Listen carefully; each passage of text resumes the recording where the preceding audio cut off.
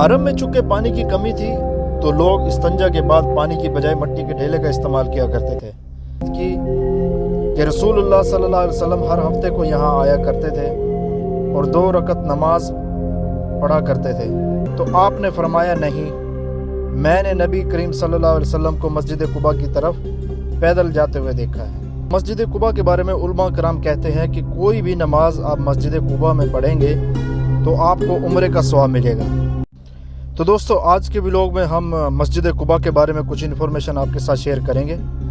دوستو، مسجد قباء کے بارے میں علماء کرام کہتے ہیں کہ کوئی بھی نماز آپ مسجد قباء میں پڑھیں گے تو آپ کو عمرے کا ثواب ملے گا، بشرط یہ کہ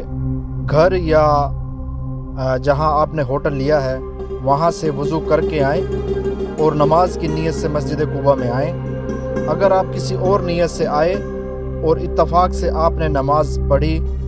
تو نماز کی فضیلت تو آپ کو حاصل ہوگی، لیکن وہ جو عمرے والی فضیلت ہے وہ آپ کو حاصل نہیں ہوگی۔ اسی طرح یہاں کے جو پڑوس میں رہتے ہیں اور وہ ویسے ہی نماز پڑھ لیتے ہیں تو علماء کہتے ہیں کہ ان کو بھی یہ فضیلت حاصل نہیں ہوگی، جو عمرے والی فضیلت جو ہے وہ ان کو بھی حاصل نہیں ہوگی، جس کے بارے میں نبی کریم صلی اللہ علیہ وسلم نے فرمایا، جو جہاں رہتا ہے وہ وہاں سے وضو کر کے آئے اور صرف نماز کی نیت سے مسجد قباء میں آئے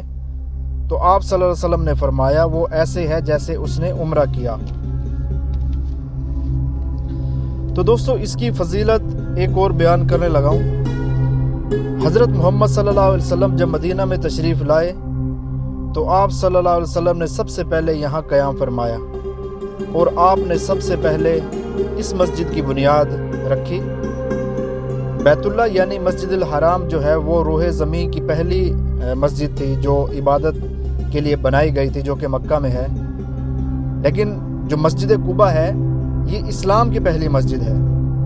جو اسلام کی دنیا میں آنے کے بعد سب سے پہلے مسجد قباء کی بنیاد رکھی گئی۔ اور دوسری فضیلت یہ ہے کہ اس مسجد کی کہ رسول اللہ صلی اللہ علیہ وسلم ہر ہفتے کو یہاں آیا کرتے تھے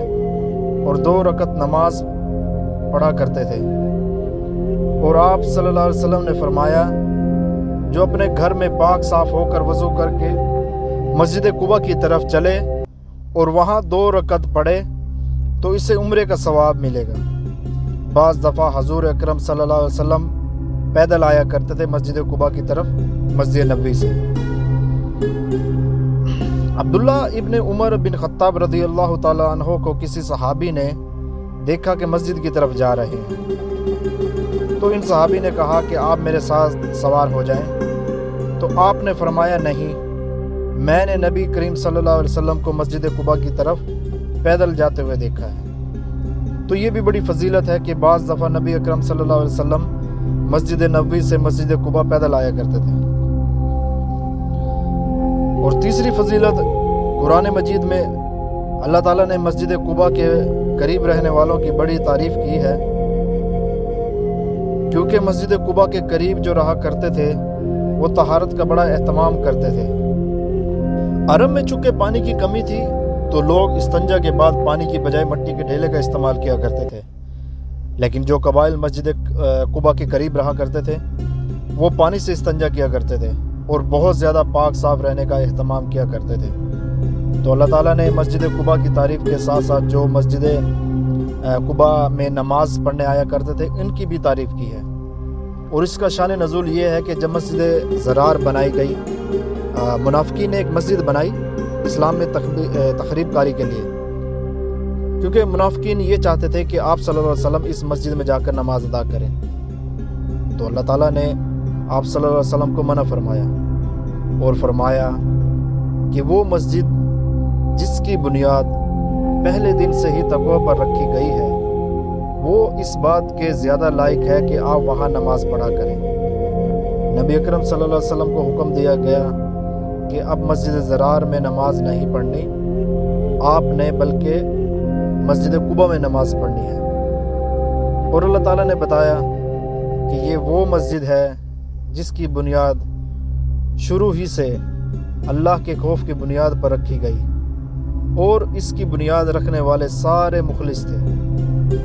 ان کا مقصد اللہ کی رضا تھی۔ مسجد قباء وہ مسجد ہے جس کی گواہی اللہ نے خود دی کہ جنہوں نے یہ مسجد بنائی خالصتاً اللہ کی رضا، اللہ کا خوف، اس کی بنیاد پر یہ مسجد بنائی گئی۔ پھر جہاں اللہ اس مسجد کی تعریف کی، وہیں اللہ پاک نے ان لوگوں کی بھی تعریف کی جو اس مسجد میں نماز پڑھنے آیا کرتے تھے۔ فرمایا اس میں ایسے لوگ ہیں جو چاہتے ہیں کہ خوب پاک صاف رہیں، اور اللہ خوب پاک صاف رہنے والوں کو پسند کرتا ہے۔ تو دوستو آج کا ولاگ مکمل ہوتا ہے، اور اللہ تعالیٰ سے دعا ہے کہ اللہ تعالیٰ آپ لوگوں کو بھی ان مقامات کی زیارت کرائے، اور کوشش کیا کریں کہ جب آپ ان مقامات پر آئیں تو مکمل جو ہے ان کی معلومات حاصل کریں، تاکہ جو یہاں کی فضیلتیں ہیں، جو یہاں کی برکتیں ہیں، وہ آپ خوب حاصل کر سکیں۔ تو اگر آج کی ویڈیو آپ کو اچھی لگے تو آپ اس کو لائک، شیئر اور سبسکرائب ضرور کریے گا۔ تو انشاءاللہ جلد حاضر ہوں گے نئی ویڈیو کے ساتھ، تب تک کے لیے اپنے ہوسٹ معظم اسلم کو دیجیے اجازت۔ اللہ حافظ۔ دوستو الحمدللہ ہماری آج کی ویڈیو مکمل ہوئی،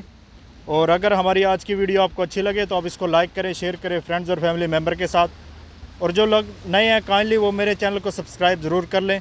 اور بیل آئیکن کا بٹن آپ نے ضرور دبانا ہے تاکہ میں جو بھی ویڈیو اپلوڈ کروں اس کا نوٹیفیکیشن جو ہے وہ آپ کو ٹائم پہ ملتا رہے۔ تو دوستو بہت ساری دعاؤں کے ساتھ اللہ تعالیٰ آپ کو خوش رکھے، اللہ تعالیٰ آپ کو آباد رکھے۔ انشاءاللہ جلد حاضر ہوں گے نئی ویڈیو کے ساتھ، تب تک کے لیے اپنے ہوسٹ معظم اسلم کو دیجیے اجازت۔ اللہ حافظ۔